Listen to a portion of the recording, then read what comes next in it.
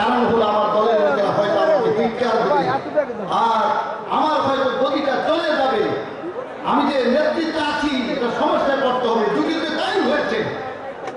কারণ তার গতি বিচারের জন্য পুত্র সন্তানগুলোকে কতল করেছে, ঠিক করেছে, মেয়েদেরকে রেখে দিয়েছে।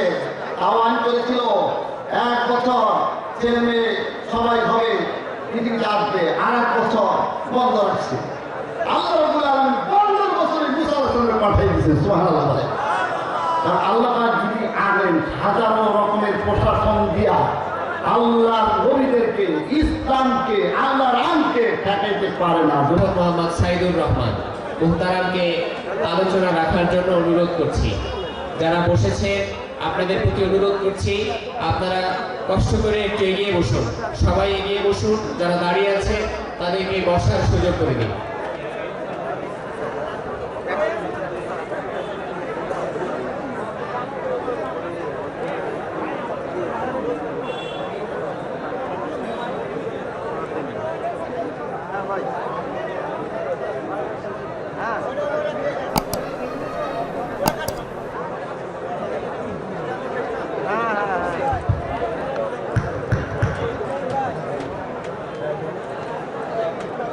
আসসালামু আলাইকুম ওয়া রাহমাতুল্লাহি ওয়া বারাকাতুহু।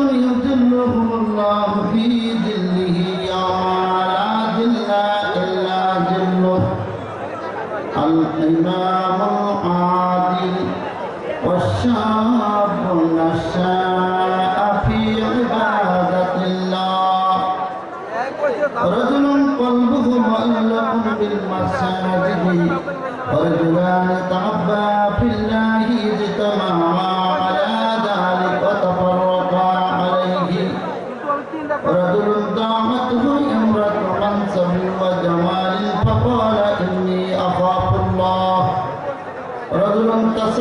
بصدقة حتى لا تعلم شماله ما ينفق بيمينه ورجل ذكر الله خاليا ففادت عيناه أو كما قال عليه السلام.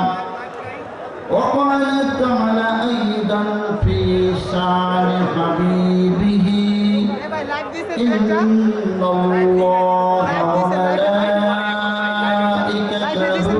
يصلون على النبي يا أيها الذين آمنوا صلوا عليه وسلموا تسليما. اللهم صل على محمد وعلى آل محمد كما صليت على إبراهيم وعلى آل إبراهيم إنك حميد مجيد. محمد الرسول اللهم بارك على محمد وعلى آل محمد كما باركت على إبراهيم وعلى آل إبراهيم إنك حميد مجيد.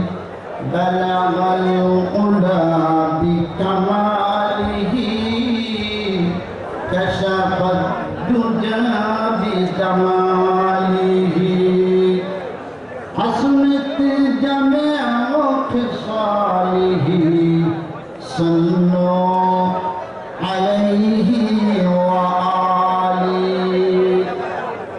मुझे कुछ मिले या ना मिले मोहम्मद मिले यानी वैसा ही जिससे अल्लाह मिले.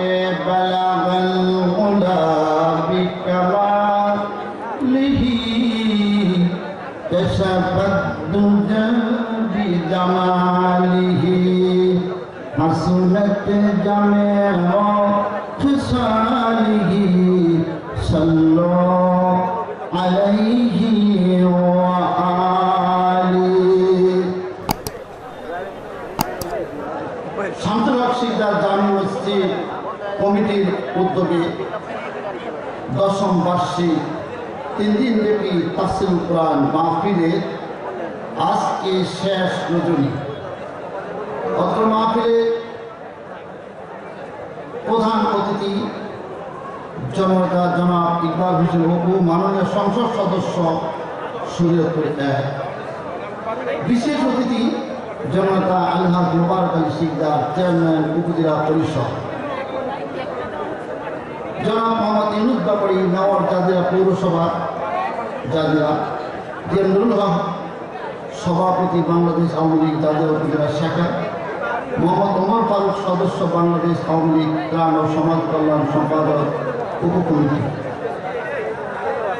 আজকে এই মাহফিলে 3 দিন ব্যাপী মাহফিলে যিনি সভাপতি, অত্যন্ত বিচক্ষণতার সাথে যিনি প্রথম দিন থেকে অনেক কষ্ট করে লাস্ট ফার্স্ট মাহফিলকে এই জাজিরা বুকে আল্লাহ তাআলা যেন একটা জান্নাতি মাহফিল সেটা কবুল মঞ্জুর করে।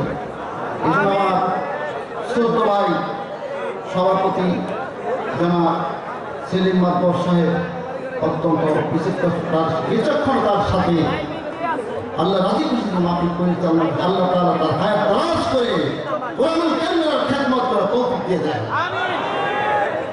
আজকের মাহফিলে যিনি শ্রেষ্ঠ জনিতে আমাদের আমন্ত্রিত প্রধান মেহমান, বিশিষ্ট ইসলামিক চিন্তাবিদ, মুফাসসিরে কোরআন, সারা বাংলা নয় বিশ্বে আলোড়ন সৃষ্টিকারী বক্তা মাওলানা মিজানুর রহমান আজহারি, পিএইচডি গবেষক, আন্তর্জাতিক ইসলামিক বিশ্ববিদ্যালয় মালয়েশিয়া।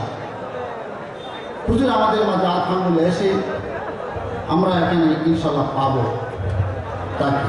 কারণ এই মাহফিল আমরা পিছনে কোনোদিন দেখেছি যে আমরা সব বক্তাদেরকে পেয়েছি, প্রধান বক্তা সহ অতিথিবৃন্দ সহ পেয়েছি, বলেন আলহামদুলিল্লাহ। আরও বিশেষ বক্তা হিসেবে আলোচনা নিয়ে আসবেন মাওলানা এম হাসিবুর রহমান, খদিমিয়া কন্ট্রাক্টর, জামি মসজিদ, পাহাড়তলী, চট্টগ্রাম। এই মাহফিলে আরও আছেন ত্যাগপূর্ণ ওলামায়ে কেরাম। মাহফিল পরিচালনার সাথে মাহফিলকে আন্তরিকভাবে আল্লাহ রাজি খুশির জন্য চেষ্টা করে চালিয়ে যাচ্ছেন শামসুল হক সিকদার মসজিদের শামসুল হক সিকদার সাহেবের সুযোগ্য সন্তান, কোরআন প্রেমিক, রাসূল প্রেমিক জনাব আলহাজ ইকবাল সিকদার সাহেব। এই জাতিরার প্রশাসনের ভাইরা, অত্র এলাকার মুরব্বীরা, বিভিন্ন স্থান থেকে নেতৃবর্গ এই মাহফিলের সহযোগিতা করছেন।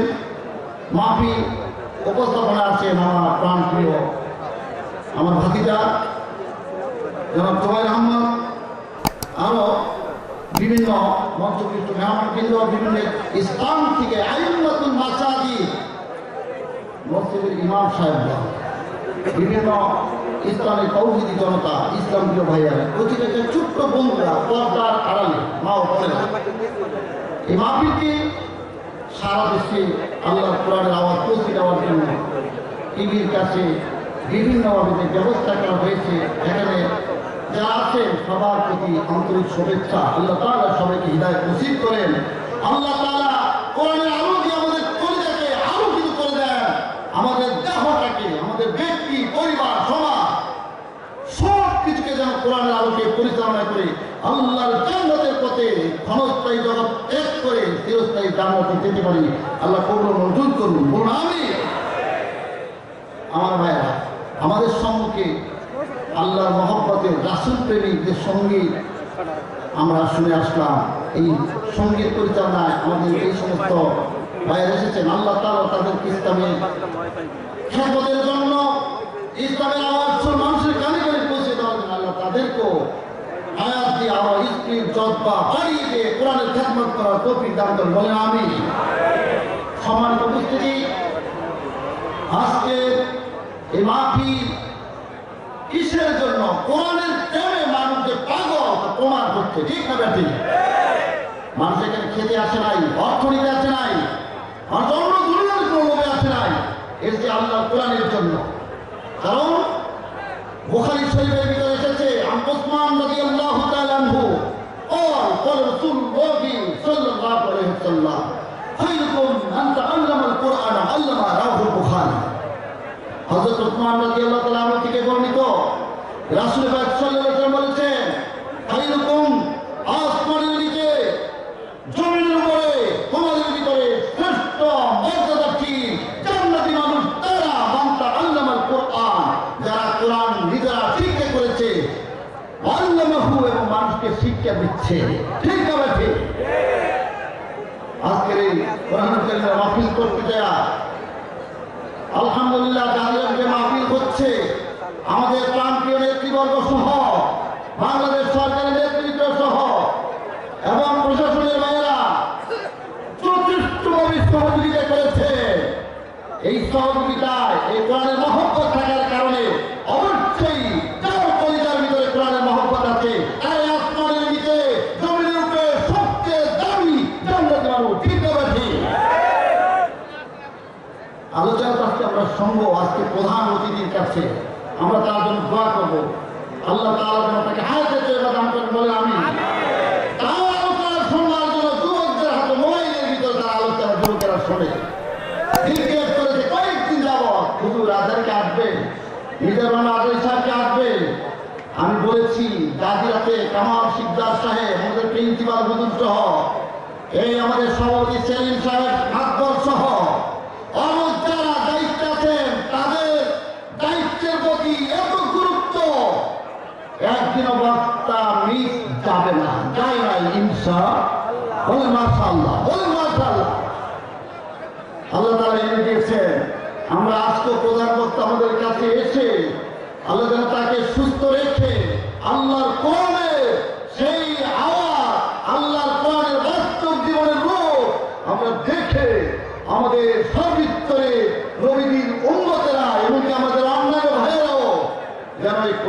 যদি আসতে পারে, কোরআনের পথটা হচ্ছে রাসূল সাল্লাল্লাহু আলাইহি ওয়াসাল্লামের গোটা জিন্দেগির বাস্তব নমুনা। ঠিক না ঠিক? আমরা অনেকে বুঝি না, আমরা মনে করি কোরআন শরীফ তেলাওয়াত করলে চলবে, তেলাওয়াত করবো, যার করতে না, তেলাওয়াত যার যা দেন সেটাও কাজ করি। কিন্তু আল্লাহ তাআলা কোরআন পাঠিয়েছেন মানুষের ব্যক্তি, পরিবার, সমাজ, আন্তর্জাতিক ভিত্তিতে আসরিক চরিত্রের মানুষজন যেন জান্নাতি মানুষ হইতে পারে। রাসূলের নমুনা, রাসূল সাল্লাল্লাহু আলাইহি ওয়াসাল্লামের নমুনায়, খোলাফায়ে রাশিদিনের আদর্শে তারা আদর্শবান হয়ে গোটা সমাজ যেন জান্নাতি সমাজ করতে পারে, এজন্য আল্লাহ কোরআন পাঠিয়েছেন। ঠিক না ঠিক? সাহাবায়ে কেরাম মা আয়েশা রাদিয়াল্লাহু তাআলা আনহার কাছে যে জিজ্ঞেস করলেন, যে মা আয়েশা রাদিয়াল্লাহু তাআলা আনহা জান্নাতুল বাকির গোরস্থানে শুয়ে আছেন, খবর পায় যিনি ছিলেন কোরআনের মুফাসসির, হাদিসের মুহাদ্দিস, মাসায়েল দ্বীনের জ্ঞানের মুফতি, আল্লাহ তাআলা তাকে যেই জ্ঞান দিয়েছিলেন, সাহাবায়ে কেরাম জিজ্ঞেস করলেন, উম্মাহাতুল মুমিনিন মুসলিম জননী মা আয়েশা রাদিয়াল্লাহু তাআলা আনহা, মা আমাদেরকে বলে দেন নবীজির চরিত্রটা কেমন ছিল, আমরা একটু জানতে চাই। আল্লাহ তাআলা বলেছেন, ওয়া মা আরসালনাকা ইল্লা রাহমাতাল লিল আলামিন। চিৎকার করে বলেন আল্লাহু আকবার। এই কোরআন শুধু মুসলমানের জন্য না, এই কোরআন গোটা বিশ্বে মুসলমান সহ সারা বিশ্বের অমুসলিম সহ সমস্ত মানুষের জন্য, এমনকি অন্যান্য প্রাণীর জন্য, গাছপালার জন্য, সমস্ত সৃষ্টিজীবের জন্য রহমত। স্বীকার করবেন আল্লাহু আকবার। আল্লাহ বলছে, দুনিয়ার মানুষরা আমার নবীকে পাঠিয়েছি গোটা বিশ্ব জগতের জন্য রহমত করে।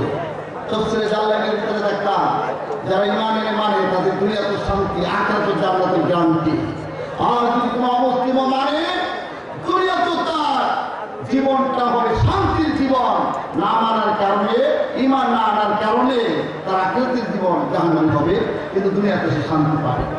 সে যদি ব্যক্তি জীবনে মানে, তার পারিবারিক জীবনে মানে, তার স্ত্রীর জীবনে মানে, একটু অমুসলিম যদি মানে, রাসূলের আদর্শ মোতাবেক যদি চলে, তাহলে দুনিয়াতে সে শান্তি পাবে। যদি ঈমান না থাকার কারণে আখিরাতে সে শান্তি পাবে না, জাহান্নাম। ঠিক না ঠিক? সেই কোরআন আমাদের সম্মুখে, আমি আপনাদের সম্মুখে সূরা বনী ইসরাঈলের 23 নম্বর আয়াত থেকে তেলাওয়াত করেছি। সেই আয়াতে কারিমার আলোকে অল্প সময়ে আল্লাহ যতটুকু কথা বলার তৌফিক দেন, তার জন্য আমি আমরা সবাই আমল করতে পারি। বলেন আমি।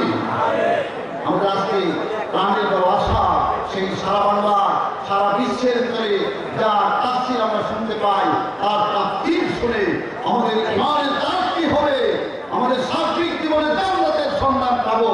দুনিয়ার জীবনে যেন জঙ্গিবাদ নির্মূল হয়ে যায়, দুনিয়ার জীবনে যেন ইফতিজিং, নানান রকমের চরিত্রহীনতার কার্যকলাপ বন্ধ হয়ে যায়।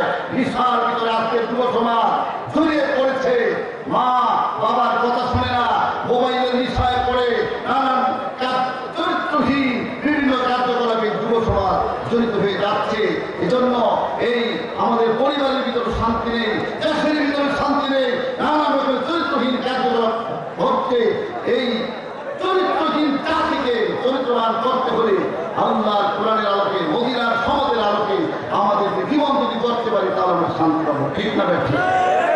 রাসূল সাল্লাল্লাহু মেরাজে গিয়েছে, নবুয়তের 12তম বছর চলছে। রাসূল সাল্লাল্লাহু 13 বছর মক্কায় দাওয়াত দিয়েছিলেন।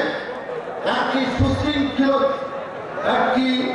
সুশৃঙ্খল, একটি সভ্য জাতি, যাতে করে তৈরি হয়ে জাহিলিয়াতের কন্যার অধিকার ছিল না, মায়ের অধিকার ছিল না, সমাজের মানুষের শক্তিদার সেই জুলুমের স্টিমরোলার চালাতো। এই জন্য মানুষ অস্থির ছিল। আল্লাহ রাসূল সাল্লাল্লাহু আলাইহি ওয়াসাল্লামকে 13 বছর দাওয়াত দেওয়া। 12তম বছরে মেরাজে যখন যাচ্ছেন, তখন আল্লাহ তাআলা মেরাজে গিয়ে এই সূরার ভিতরে জাতির চরিত্রকে জান্নাতের চরিত্র করার জন্য, দুনিয়ার শান্তি, আখিরাতের মুক্তির গ্যারান্টির জন্য আল্লাহ তাআলা 14টা সংবিধান দিলেন। চিৎকার করে বলেন আল্লাহু আকবার। দুনিয়ার সরকারের সংবিধান যদি কেউ না মানে, তাহলে তাকে সরকার আইন লঙ্ঘন করার কারণে জেলখানায় যেতে হয়, ফাঁসির কাষ্ট চলতে হয় অনেক সময় বিভিন্ন জঘন্য কার্যকলাপের কারণে। ঠিক না ঠিক? আল্লাহর কোরআনের আইনকে যদি কেউ অমান্য করে তার জন্য আল্লাহ চিরস্থায়ী জাহান্নাম রেখে দিয়েছে। চিৎকার করে বলে নাউজুবিল্লাহ। দুনিয়ার জালখানা তো ক্ষণস্থায়ী, অল্প কয়েকদিন, বিশ্বাস নাই। আর আখিরাতের জীবন তো চিরস্থায়ী, চিরকাল। সেই জীবনের আর শুরু আছে, শেষ নাই। ওই জীবনে যদি জাহান্নামের আগুনে কোনো মানুষ আহত করে দেয় তার মতো হতভাগা আর কেউ হতে পারে না। যদি বলেন পারে না ভাই, দুনিয়ার আগুন আমরা সহ্য করতে পারি না। জাহান্নামের আগুন দুনিয়ার আগুনের যে 70 গুণ বেশি তাপ হবে। ঠিক না বেঠি? রাসূল সাল্লাল্লাহু আলাইহি ওয়াসাল্লাম বলেছেন, আবুল ওয়াহানিন নারে আযাব আবু তালিবিন ওয়া কানা রবিনা আলাইহি ইয়াকুলিন হুমা দিমাগুহু। আমার উম্মতেরা দুনিয়াবাসী শুনো, জাহান্নামে সবচেয়ে কম আযাবদার হবে তিনি বলেন আমার চাচা আবু তালিব। তোমরা অনেকে মনে করো আমার পিসাবে সুপারিশ করে নিয়ে যাবে, ইমান আনলা না, কোরআন মধ্যে চললা না। আমার চাচা আমার গায়ে একটা ফুলের টোকা ও অন্যরা দিবে সেটা তুমি সহ্য করতে পারেন নাই, ইসলামের দুশ্মনেরা দিবে সহ্য করতে পারেন নাই। আমার চাচা আমাকে কত কষ্ট করে লালন পালন করেছে এবং আমার সাথে 2.5 বছর সে আবে আবু তালেবে জেলখানার ভিতরে আমার চাচাই ছিল। ইমান আনে নাই, এজন্য আমি আমার চাচাকেও ইমানের দাওয়াত দিচ্ছি, আনে নাই। দুনিয়ার ওই অন্যান্য নেতাদের উস্কানিতে পড়ে নেতারা বলেছে আবু তালেব তুমি যদি ইমান আনো তাহলে আমাদের দলের লোকেরা বলবে কাপুরু। এই দুনিয়া থেকে এসে কি করলো, জাহান্নামের আগুনের ভয়ে ইমান আনলো। অনেকে কোরআন বোঝে, হাদিস বোঝে, ইসলাম বোঝে, বুঝতেও ইসলাম মানতে পারে না। কারণটা কি? কারণ হলো আমার দলের লোকেরা হয়তো আমাকে ধিক্কার দেবে আর আমার হয়তো গতিটা চলে যাবে। আমি যে নেতৃত্বে আছি এটা সমস্যায় পড়তে হবে। যুগে তাই হয়েছে। ফেরাউন তার গরিব জ্ঞানের জন্য পুত্র সন্তানগুলোকে কতল করেছে। ঠিক আছে, মেয়েদেরকে রেখে দিয়েছে। আহ্বান করেছিল 1 বছর ছেলে মেয়ে সবাই হবে, পৃথিবীতে আসবে। আর 1 বছর বন্ধ রাখছে। আল্লাহ রাব্বুল আলামিন 15 বছরে মুসা আলাইহিস সালামকে পাঠিয়ে দিয়েছেন। সুবহানাল্লাহ বলে। কারণ আল্লাহ পাক যদি আনেন হাজারো রকমের প্রশাসন দিয়া আল্লাহর নবীদেরকে, ইসলামকে, আল্লাহর আইনকে ঠেকাইতে পারে না। জোরে বলেন পারে? আল্লাহ তো পরীক্ষা করেন, আল্লাহ একটু দিয়ে দেখেন কি অবস্থা তারা করতে পারে। সুতরাং যে বছর কেউ আসতে পারবে না দুনিয়াতে, স্ত্রীর কাছে কেউ থাকতে পারবে না, সন্তান আসতে পারবে না, ওই বছরই আল্লাহ তারা মুসাকে পাঠিয়ে দিলেন। সুবহানাল্লাহ। পাঠালেন তো পাঠালেন, লালন পালন করলেন ফেরাউনের দ্বারা। ঠিক না? যেটাই ছিল প্রাণের ভয় সেটাই আল্লাহ তারা দিলেন আশ্রয়। চিৎকার করে বললাম নন্দবাহিত হলেন মুসলিম পয়গম্বরের প্রবীণ। দুনিয়ার কোন চোখ প্রাণীকে, দুনিয়ার কোন লাঠিকে, জেলজরিমানাকে ভয় করে না। পয়গম্বর সিলেকশন হন আশরাফুল থেকে।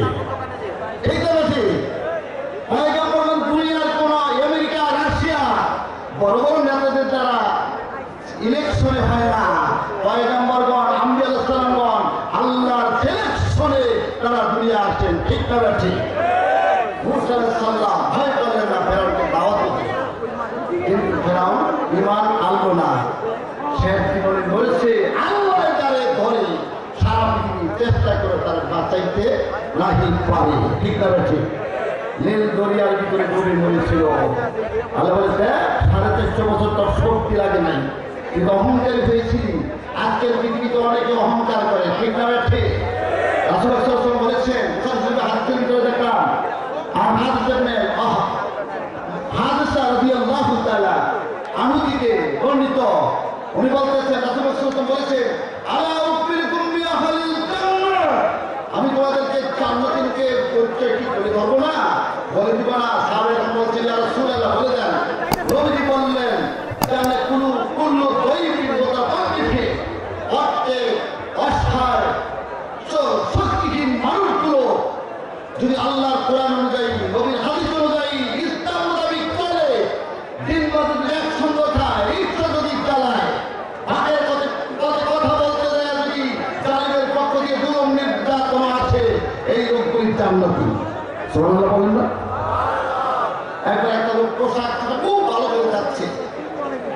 সাল্লাল্লাহু বলে এই লোকটাকে তোমরা চেনো? হ্যাঁ আমি তো চিনি। এ তো সমাজের প্রতাপশালী মানুষ, তার কথা শুনে অনেকে উঠে বসছে, লোকেরা তার প্রশংসা করে, তার প্রিয়াদের সম্মানিত কন্যায় নবী বলেন লোকটার জাহান্নামী। লোকটা কি?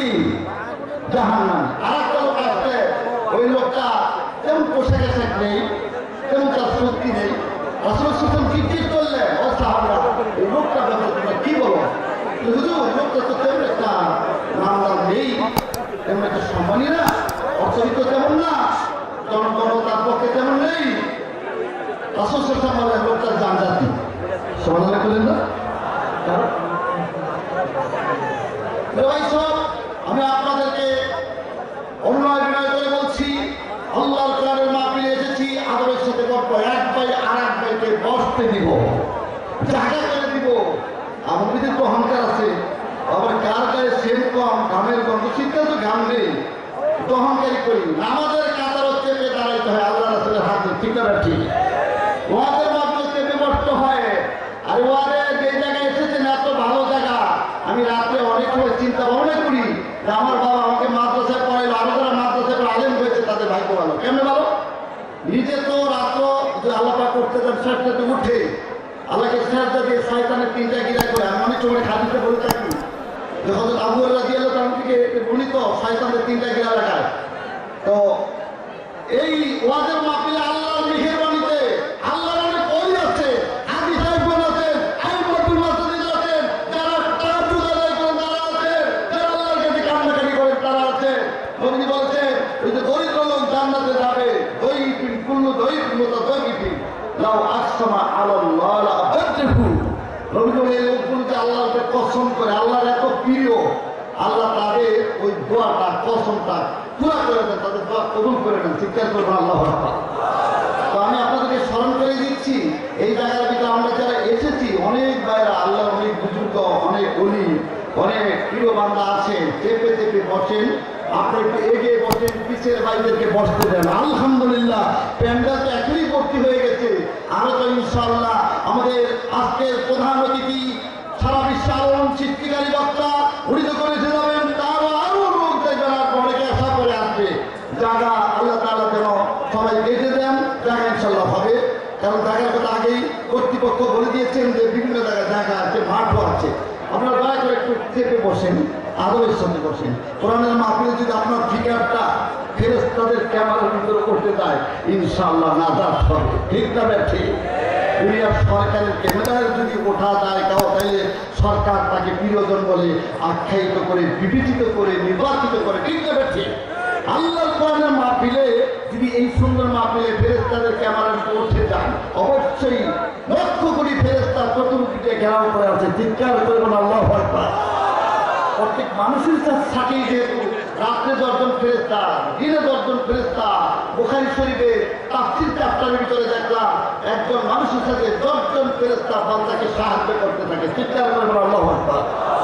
রাত্রে 10 জন, দিনের জন্য 10 জন, সামনে একজন, পিছে একজন, 2 জন, 2 পাশে 2 জন, 6 জন, আরো 2 জন, ডানে বামে আপনার হইল 6 জন, আর আপনার 2 ফুটে 2 জন, 8 জন, কপালে 1 জন, 9 জন, একজন থাকে যাতে করে সাপে কামড় দিতে না পারে, অর্থাৎ কোনো দুশ্মনেরা যেন আপনার ক্ষতি করতে না পারে। এই ফেরেশতা আপনার আমার সাথে নিয়োজিত। আজকের জন্য লক্ষ হাজার হাজার ফেরেশতা আল্লাহ এনে দিয়েছেন কোরআনের মাহফিলে, ঠিক না ঠিক? এজন্য আপনাদেরকে বলবো আদরের সাথে বসবেন, আখরি মোনাজাত না দিয়ে উঠবেন না, ওদের আপত্তি না থাকলে ইনশাআল্লাহ মজা পাবেন। অনেকে বাজার দিয়ে করে বাদাম খায়, এদিকে করে ওদিকে করে, আমরাও দেখেছি স্টেজের কাছে থেকে বক্তা মেহমানের মুখ থেকে আলোচনা শুনলে যেই একটা তাসির হয়, বাইরে দেওয়া বললে সেই তাসির হয় না, হয় না। তারপরে কোনো আপত্তি আছে, অসুস্থ, হাঁটু ব্যথা, করতে পারবে, সেটা আলাদা কথা, তারপর চেষ্টা করবে। ভাই আমার, আমি আপনাদের অনুরোধ করছি আপনারা সবাই একটু জিকির করতে করতে যদি ফাঁকা জায়গা থাকে বন্ধ করে দেন, আগেই বন্ধ করে দেন। শয়তান 3 জায়গায় আছে, জামাতে যদি ফাঁকা থাকে কাতারের ভিতরে শয়তান ঢোকে, ওয়াজের মাঠে যদি ফাঁকা জায়গা থাকে শয়তান ঢোকে, আর স্বামী স্ত্রী গন্ডগোল করে যদি বিভেদ সৃষ্টি হয়, ফাঁকা থাকে, সেখানেও শয়তান ঢোকে।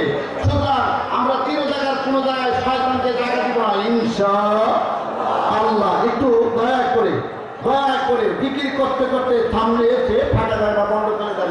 লা ইলাহা ইল্লাল্লাহ। ভাই একটু ভাই সবাই একটু বসে যান। লা ইলাহা ইল্লাল্লাহ, লা ইলাহা ইল্লাল্লাহ, লা ইলাহা ইল্লাল্লাহ মুহাম্মাদুর রাসূলুল্লাহ সাল্লাল্লাহু আলাইহি ওয়াসাল্লাম। আল্লাহ আমাকে একজন ইমানদারকে আল্লাহ কত ভালোবাসে।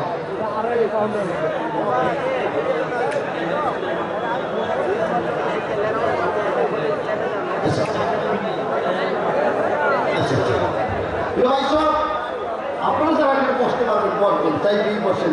সরাসরি ঘর থেকে দেখতে পারেন আলহামদুলিল্লাহ অনেকই ভালো। এরপরে যদি জায়গা না হয় প্রাইমারি স্কুল মাঠ ওখানে যে ব্যবস্থা আছে সেখানে আমাদের এই দায়িত্বে যারা আছেন তারা দায়িত্বশীলরা এগুলো দেখাই দিচ্ছে, ভলান্টিয়ার বাহিনী আছে দেখাই দিচ্ছে, আপনারা সেখানে যাবেন। আর যদি এদিকে থাকতে চান তাই কোথায় বসে আরেকদিকে পড়তে দেন আপনারা, কারণ অনেকেই তো আমরা চাই আলহামদুলিল্লাহ আপনারা আলো আমাদের চেহারা দেখতে সঙ্গীরা যেন মাফ হয়। আপনারা আলো আমাদের আপনারা কি করেন আমি জানি না। আমি যেদিন আমার ওয়াজ যদি ডেট থাকে ওই দিন আমি বড় বড় হকেন আলো আমার ওয়াজে যাই চেহারা দেখার জন্য, যে আমার কাছে খুব ভালো লাগে কথাটা অ্যাকশন হয়। এবং ওয়াজ শুনবার জন্য যদি আল্লাহর কোরআনের একটা আয়াত যদি কেউ শিখবার জন্য রাস্তায় বের হয় 100 টাকা নকল নামাজের তো সব বেশি। রুহুল কোরআন মরহুম মাওলানা আমিনুল ইসলাম আল্লাহ তাআলা তাকে জান্নাত নসিব করুন। দেখবেন হাদিস তিরমিজি শরীফ বিভিন্ন হাদিস সেখানে কোটেশন করে ধরেছেন। আল্লাহর কোরআনের একটা আয়াত শিখবার জন্য যদি কোনো ব্যক্তি রাস্তার ভিতরে বের হয়ে হাঁটতে হাঁটতে চলে আসে সেই ব্যক্তি 100 রাকাত নফল নামাজের চেয়ে সব বেশি পেয়ে যায়। বলিয়ে তো বলিনি হাদিস নবী বলেছেন মান সালাকা তরিকা ইয়াতলুবু ফিহি ইলমান সাহালাল্লাহু লাহু তরিকাম মিন তুরুকিল জান্নাহ। কোন ব্যক্তি যদি আল্লাহর দ্বীন বুঝবার জন্য রাস্তায় বের হয়ে আসে আল্লাহ তাআলা তাকে জান্নাতের পথে চলাটা সহজ করে দেয়।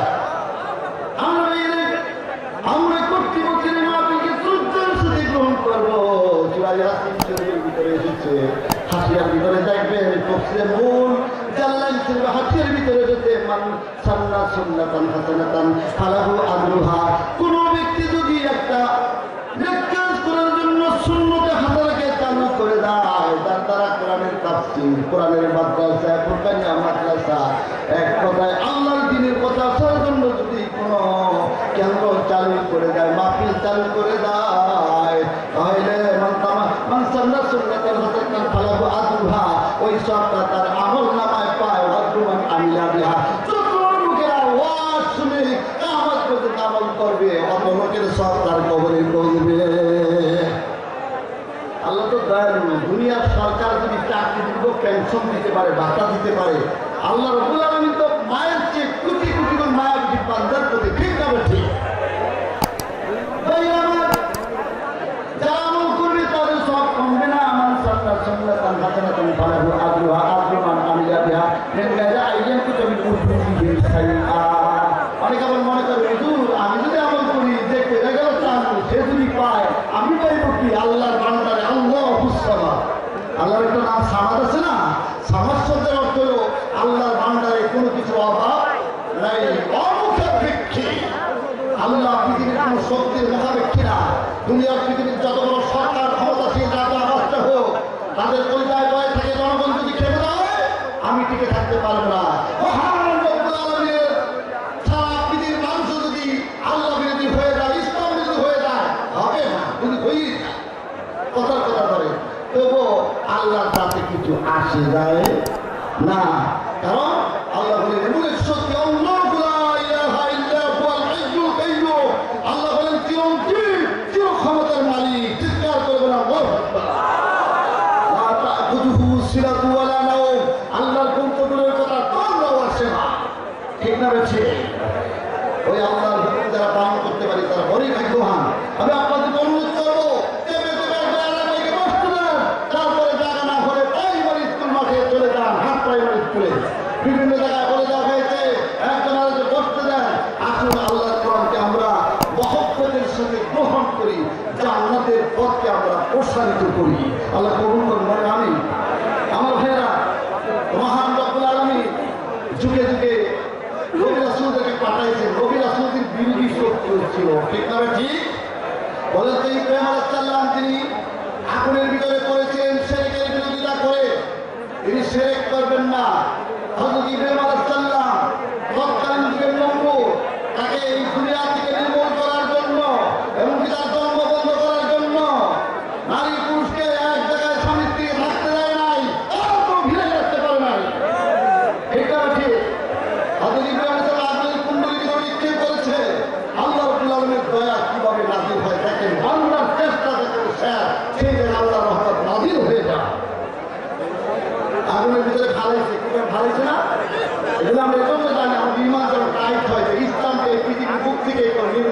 পারবে?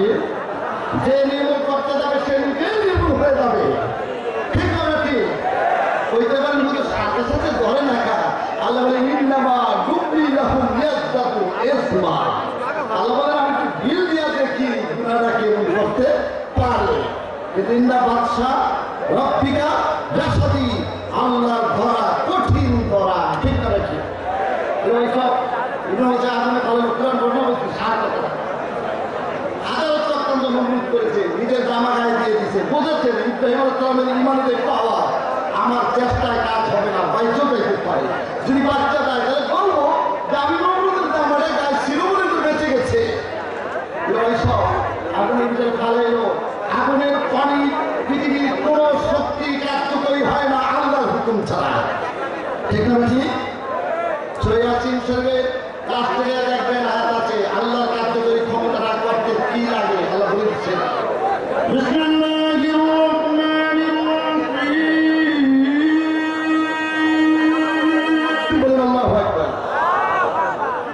ইন্নামা আমরুহু ইযা আরাদা শাইআন আইয়াকুলা লাহু কুন ফায়াকুন। বলেন আল্লাহু আকবার। আল্লাহ বলেন দুনিয়ার মানুষ তোমাদের এক একটা জিনিস করতে বাহিনী লাগে, মিস্ত্রি লাগে, কর্মচারী লাগে। আমি রব্বুল আলামিনের কার্যনির্বাহী কাজ পরিচালনা করতে কোনো কর্মচারী লাগে না। আমার কার্যক্রমের সিস্টেমটা শুনে নাও। ইন্নামা আমরুহু, মহান রব্বুল আলামিনের কার্যক্রমের সিস্টেম হলো ইযা আরাদা শাইআন, তিনি যখন কোনো জিনিস করতে চান আইয়াকুলা লাহু কুন, আল্লাহ বলেন কুন, আমার সাদের মানুষ হয়তো হাজারের ছিল হয়ে যা, আল্লাহ বলেন হয়ে যা, হ্যাঁ কোন হয়ে যায়। সুবহানাল্লাহ। সেই আল্লাহ কোরআন আমরা যদি মানতে পারি জীবনে, নিজেদের তরিকায় চলতে দিতে পারি, আমাদের জীবন হবে সার্থক। ঠিক না ঠিক? বলেছিলাম যে কোরআন প্রেমিক যারা, আল্লাহ দিন মানে যারা, সে যদি দুর্বল হয়, অসহায় হয়, তার সত্যি যদি নাও থাকে ওই লোকটা জান্নাতে যাবে। চিৎকার করে বলো আল্লাহু আকবার। আল্লাহ উপরিত হালে জান্নাত। নবী বলেন আমি কি তোমাদেরকে জান্নাতে করে বলে দিব না? তারা হচ্ছেন কুল্লু দাইফির মুতাদাফিফিন, প্রত্যেক অসহায় দরিদ্র শ্রেণীর মানুষগুলো হাজার ব্যস্ততার ভিতরে আল্লাহর উপর নামাজ ছাড়ে না।